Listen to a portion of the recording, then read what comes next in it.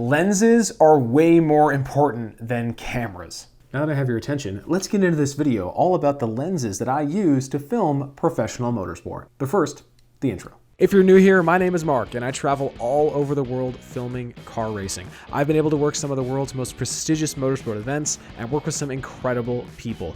This YouTube channel is all about showing the behind the scenes of my job and sharing my experiences with you. If you're passionate about motorsport, filmmaking, or both, be sure to hit the subscribe button.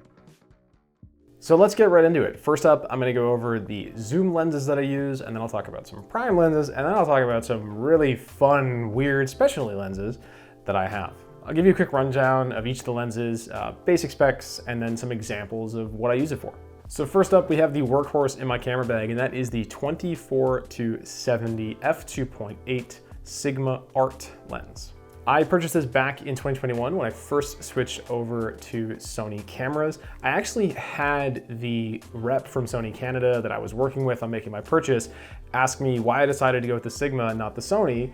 And I said, well, I watched a lot of reviews and this is pretty much exactly the same lens, like 97% the same lens. And at the time it was about half the price as the 24-70 G Master. So I went with this. Sigma makes some incredible stuff, and you're gonna see that I have a lot of Sigma lenses. As I said, this lens is an absolute workhorse. I use this in the pit lane, I shoot interviews with it, and I even use it for wider trackside stuff. This lens also spends a lot of time on my A7S III mounted to a gimbal. In fact, at the WEC round in Qatar, it basically stayed on that camera and on the gimbal the entire 2 weeks we were there. It's just a solid, super sharp lens that provides incredible value for money. In fact, I think Sigma, as a brand as a whole, provides some of the best value for money that you can possibly ask for when it comes to photo and video equipment. These lenses are absolutely amazing.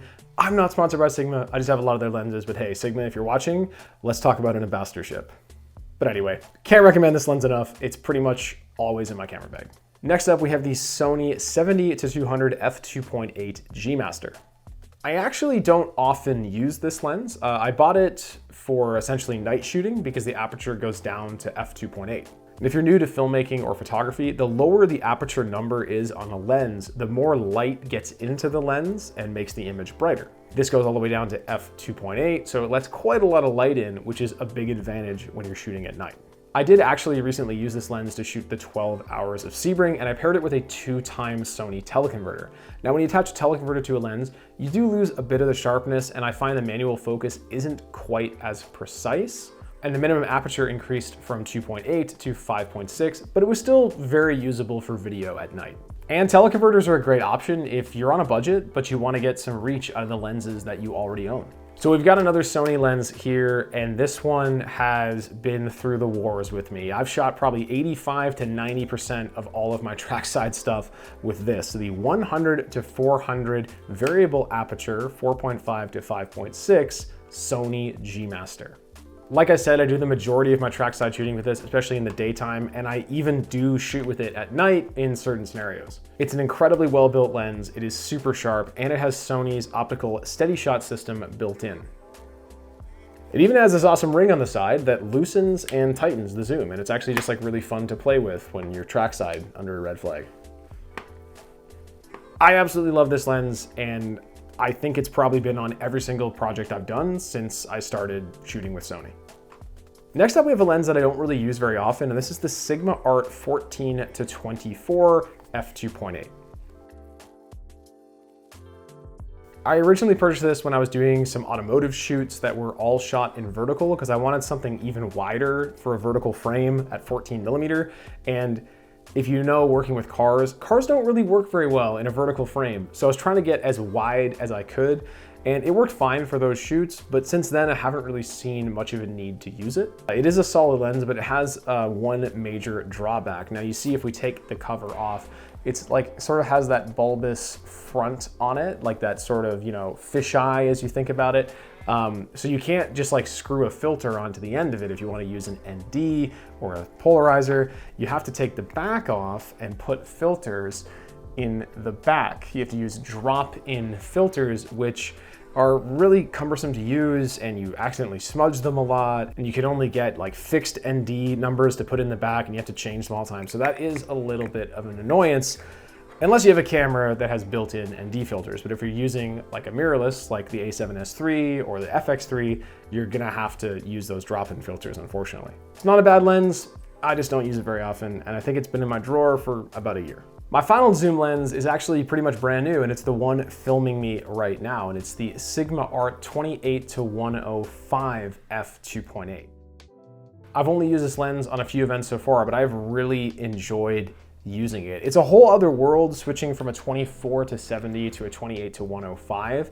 Like, you don't realize how wide 4 millimeters, like the difference between 24 and 28 is on the wide end till you start using a 28, and it is massive. What's also massive is the range of focal lengths, 28-105 at a constant aperture of f2.8. Sigma is really changing the game here, especially when you consider how cheap this lens is. Now, I say this lens is cheap. Obviously, there's people in the comments right now being like, wow, it must be nice to be able to say that lens is cheap. In the grand scheme of things, it is a very cheap lens when you consider the value for money you're getting. Obviously, that's a relative term. I'm speaking as a pro, it's a fairly cheap lens in the grand scheme of things. Like I said, obviously for a hobbyist, someone just starting out, it is still a lot of money to spend, but it's pretty crazy that Sigma can make a 28-105 with a constant f2.8 aperture at that price point. This lens is super sharp, it balances really easily on a gimbal, and it's clickable.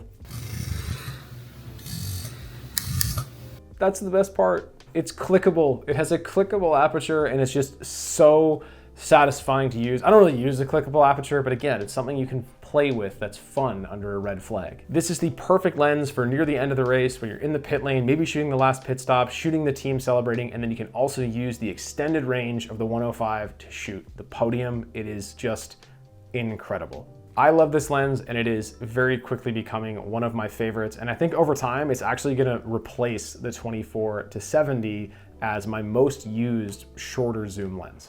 That's all the zoom lenses that I have. Now we're gonna get into the primes and then the fun stuff. And first up, shocking, we have another Sigma lens. Again, Sigma, if you wanna sponsor me, hit me up, leave a comment. This is the Sigma Art 50mm 1.4. This lens is absolutely insane. It is unbelievable how sharp it is, and I'm constantly stopping myself and looking at my footage like, I can't believe that image came from a lens at this price point. I use this all the time in the pit lane when I want a different type of shot. Like, I honestly like the limiting factor of using a prime having just one focal length. Like, it forces me to kind of use my feet and think in a different way, and sometimes it's nice to like force yourself to do something different. I'm reminded of this interview with Jack White, the musician, in this great documentary called It Might Get Loud. It's by Davis Guggenheim, where he talks about how he likes things to be difficult because then it makes them more worth doing. So he talks about how, like, in a gig when he's playing guitar and then he has to play the keyboard as well, he puts the keyboard just a little bit too far away that he kind of has to sprint to get to it because it just adds this sort of like extra element he has to think about, which makes it more intense. That's a little bit intense and kind of weird, but yeah, this makes my job, I don't know, it just makes me think differently being stuck at one focal length. And I like it. That was a really weird tangent, but I like music and guitars, so I bring it up sometimes. Almost like the way I bring up Simpsons references in my vlogs. Let's go to a garage tour. The car hole. A car hole. The other prime lens I have is the Helios 44-58 millimeter. Now, this is the lens where you'll meet someone that owns it and they'll tell you that it's their secret lens. It's the secret lens that everyone knows about. These are from like Soviet era Ukraine and other Eastern Bloc countries that were part of the Soviet Union, and they've all kind of been modified and played with over the years. If you look inside this one, it's got a little bit of a sort of anamorphic thing going on, and it casts these really interesting like red bars across the image. And my friend Brent has one, and his has been modified differently, and it casts blue bars in a slightly different angle than this one. It is really cool for shooting in the pits at night. Anything that's backlit where you're gonna get those sort of anamorphic like flares that just makes a shot look really interesting. It's also really great for backlit sunset shots, but it can get out of hand really quickly. It's very acquired taste. It's very stylized, so not all your clients might like it, but I absolutely love using this lens, and I love having it in a camera bag just to have something different. We've talked zooms, we've talked primes. Now let's go into my final two lenses, which are the really fun ones. And first up is just such a fun lens to use. This is the Rokinon 8mm fisheye. As you can see, full fisheye. And when you use this on a full frame camera, it creates this really weird vignetting in the image. That's all done in the camera. And you saw that in the intro of this video. That was this lens. And I love using this in the pit lane for pit stops. I have to warn the crew guys like how close I'm gonna get to them because you're like this far away and you can see everything. In fact, when I use this on the FX6, I have to take all the accessories off the camera, like the microphone, everything, the handle, all of that, because it shows up in the image. That's how wide this is at 8mm. It's completely manual, clickable aperture, 3.5 to f/22, and you have to obviously manual focus it, but you're basically at infinity all the time with how wide this lens is. It's so much fun to use, turns everything into a skateboard video. You just want to put the Beastie Boys on everything and run around the pit lane with this because it is so much fun to use. Buy a fun lens like this, folks. This one was like 400 bucks, I think, and it's awesome. Finally, the last lens in my arsenal, and probably the weirdest lens I own, is this. This is the Lensbaby Composer Pro 2. And it looks like a toy, right? Well, it does something really cool. It does this, and this, and this. In fact, you can loosen it, and it'll go even quicker in a circle like that. But what does it do? Well, the composer itself is essentially just a housing, and you insert these different optics into it. They come out like that, and you pop them back in.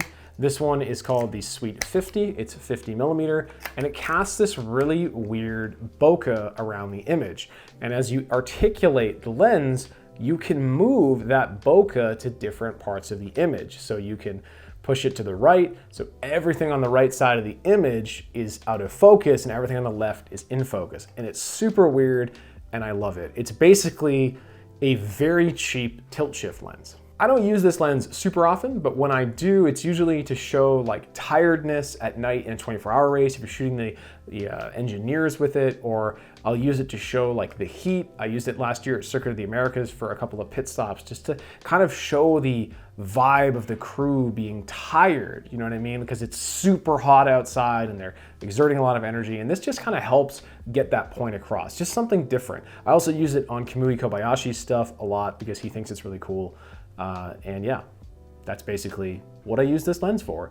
And it's just something weird, and it always starts a conversation. And I usually, at least once per weekend, end up sending someone the link to it. So Lensbaby, if you want to make me an ambassador again, hit me up. So there you have it. Those are all the lenses that I use to make cinematic motorsport content. One thing you might have noticed is that all of those lenses are technically photography lenses. And what I mean by that is I don't use any lenses that are specifically designed for filmmaking.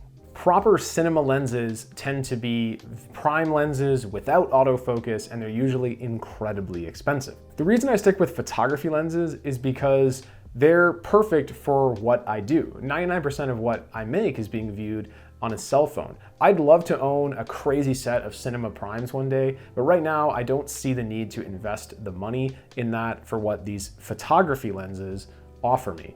They do the job perfectly and they travel really well. Thanks so much for checking out this video, and if you found it helpful or you enjoyed it, please hit the like button and consider subscribing if you're not a subscriber, because 60% of you watching this are not subscribed to the channel. I know it's annoying when YouTubers ask you to subscribe, but it is free and it goes a long way in helping this video be viewed by more people. I also want to take a moment to thank my members who are right here. If you want to join them and get early access to all of my videos and a few other perks, it is just $1.99 per month in your local currency. I thought it was $1.99 in my local currency, but I actually had someone tell me, no, it depends. It's a different price depending on your country's currency. So my apologies for those earlier statements. But yeah, it's pretty cheap, but there's no need to join as a member or give me your money. The best way to support the channel is to just subscribe and share this video with a friend. It goes a long way. Finally, if you want one of these awesome Icon LD snapback hats, they actually water beads off of them. They're really cool. They're all I wear at the racetrack. You can get one at lockdownbrand.com. Use my code MARK10 for 10% off. That's all in the description below. You get 10% off and I get a very small commission. It's win-win for everyone. Cool hat for you, very small amount of money for me. Everyone's happy. Anyway, thanks again, everybody, and we'll see you in the next video.